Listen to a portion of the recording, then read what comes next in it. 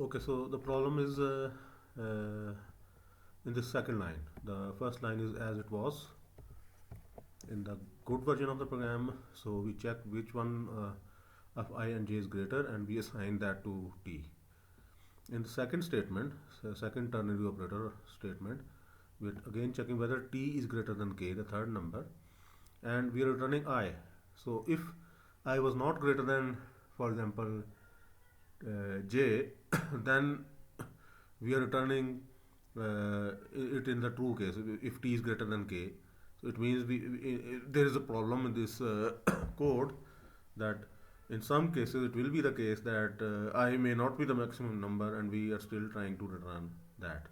So let's uh, try to check the correctness of this one again by invoking the ESC switch on the bad version of the program. So here we go. It's working, and there you see that two verification failures. It could not ensure that result is greater than equal to I, or result is greater than equal to j, or result is greater than equal to k, and it found a problem in the statement return t greater than k, I colon k. So it means the post condition could not be established in some instances.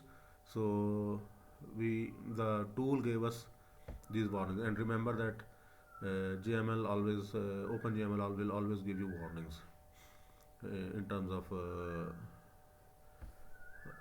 when some post condition or when some step of the proof is not established. So since we are not running Java, we are running ESC, extended static checking, or OpenJML tool on Java version of the program. So that is how you check whether your proof steps are valid or the tool finds some problem in those. Thanks.